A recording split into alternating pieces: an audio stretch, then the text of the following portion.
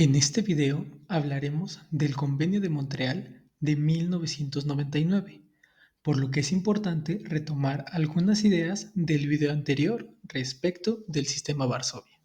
Recordemos que el primer problema surge con el Convenio de Varsovia de 1929, el cual ya era obsoleto en cuanto a su aplicación en los casos concretos, por lo que los estados se dieron a la tarea de crear diversos cuerpos jurídicos para subsanarlo. Es así que de la década de los 50 a los 70 surgen diversos grupos de normas, mejor conocidas como Sistema Varsovia. Fue con este sistema que surgió un problema aún más grande, ya que al tener una amplia cantidad de normas vigentes respectivas al transporte aéreo internacional, se desconocía cuál de todas estas normas era la más adecuada o de mejor aplicación para los casos concretos. Dado estos sucesos en el ámbito de aplicación, es que se plantea nuevamente el reformar las normativas aeronáuticas, pero esta vez surge la importante necesidad de crear un cuerpo jurídico que unifique y sustituya todas estas normas vigentes. Dicho cuerpo se conocería como Convenio de Montreal de 1999, mismo que entró en vigor hasta el año 2003.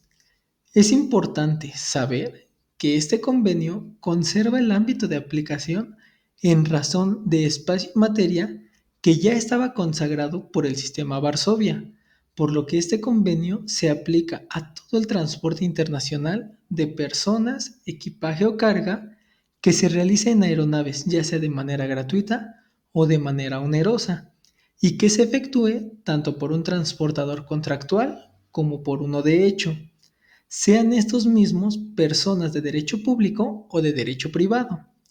No obstante, si no existiese un contrato de transporte, este convenio no puede aplicarse. Es imperante recalcar que un problema fundamental con el Convenio de Montreal fue su redacción y poca claridad. Esto surge a raíz de que este convenio, al sustentarse en una línea directa del Convenio de Varsovia, contiene principios y conceptos idénticos de esta vieja regulación, aunado al hecho de que existía una diversidad de conceptos y términos contenidos en todo el sistema Varsovia y también querer incorporarlos, por lo que este cúmulo de conceptos debían ser afrontados y redactados de una manera más genérica y de traducción fácil para todos los Estados miembros. Fue esto lo que volvió a la redacción de este convenio un tanto obscura y sumándole un problema más, que fue el hecho que se tuvo que traducir en 6 idiomas diferentes. Ahora hablaremos de algunos cambios destacables que se hicieron en el Convenio de Montreal respecto de algunos principios básicos que ya se contemplaban en el sistema Varsovia. El primero es la responsabilidad objetiva hasta una cantidad determinada. Nos menciona que esta suma ha de ser satisfecha por el transportista en todo caso. De igual manera, nos habla del principio de culpa. Nos hace mención que cuando ese principio esté basado en la responsabilidad subjetiva, para cantidades que excedan de la suma establecida respecto de la responsabilidad objetiva. Esta responsabilidad será ilimitada respecto del transportista. También hace un cambio en cuanto a la posibilidad de que el transportista se exonere total o parcialmente de su responsabilidad. Nos menciona que lo que excede de la responsabilidad objetiva puede exonerarse si el transportista prueba que la negligencia, acción u omisión de la persona que pide la indemnización es la misma la causante del daño. También nos menciona que en caso de accidente que cause la muerte o lesión, el transportista llevará a cabo un pago anticipado que no supondrá el reconocimiento de responsabilidad y cuya suma podrá deducirse de lo que le corresponda pagar en forma definitiva si es su responsabilidad. Es importante recalcar que este pago únicamente se hace si la ley nacional lo exige. Esto es un gran error de redacción en este precepto, dado que nos deja sin una certeza jurídica,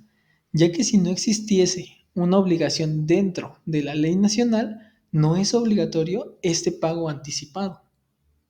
Las siguientes regulaciones o normativas se ha decidido apartarlas del listado anterior por la relevancia en la temática que aborda cada una de ellas, como son lesiones, la no formalización del billete de pasaje, el fuero o jurisdicción, los seguros y el sistema de responsabilidad mixto. En cuanto a lesiones, este convenio conserva el concepto de lesión corporal respecto de las indemnizaciones que ya se había adoptado desde el sistema Varsovia, dejando a discreción jurisdiccional o a decisión jurisprudencial de cada estado los daños psicológicos, mentales o morales en caso de accidente o incidente, por lo que esto se convierte en un grave problema que debe analizarse de manera meticulosa para dar una solución y crear una esfera más detallada y amplia respecto de las lesiones que pueden ser causadas y cómo deben ser indemnizadas.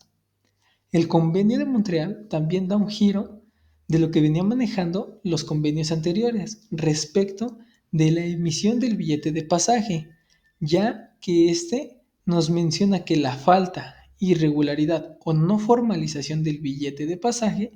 deja de tener relevancia y no afecta la existencia y la validez del contrato o convenio de transporte respecto a los límites de responsabilidad del transportista. Como lo mencionamos en el video anterior, el sistema Varsovia tenía únicamente 4 formas o posibilidades de elegir jurisdicción por el reclamante para ejercitar su derecho, como lo es el lugar de asiento principal del transportista, el lugar donde se originó el accidente o incidente, el lugar de origen del vuelo o el lugar de destino del vuelo. En el Convenio de Montreal se añade una quinta opción de fuero judicial.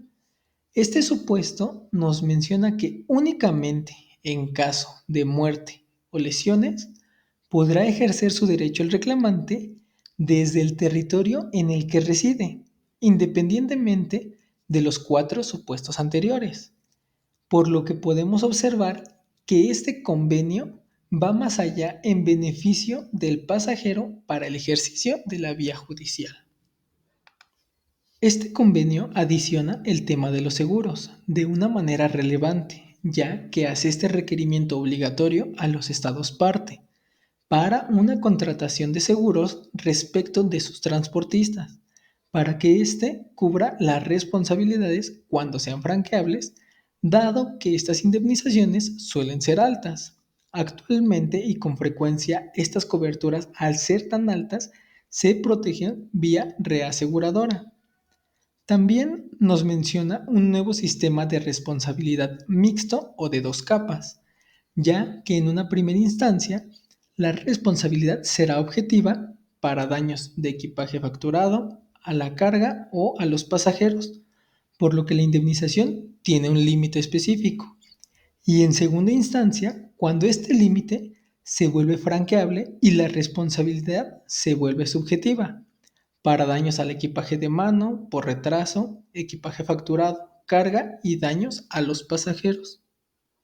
Entre otros aspectos importantes, cabe reconocer que el Convenio de Montreal, al reunir en un solo instrumento jurídico todo lo referente al tránsito aéreo perteneciente al sistema Varsovia, se adquieren vigencia de algunas figuras plasmadas dentro del Convenio de Guatemala y del Protocolo número 3 que no habían entrado en vigor.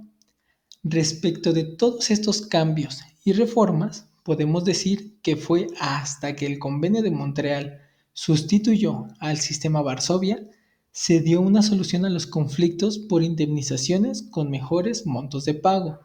una regulación más adecuada de las responsabilidades del transportista y la asignación de fueros judiciales.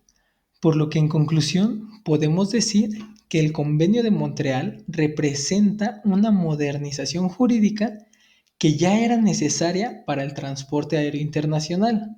ya que tiene una verdadera unificación de normas o reglas que se encontraban dispersos en todos los instrumentos anteriores.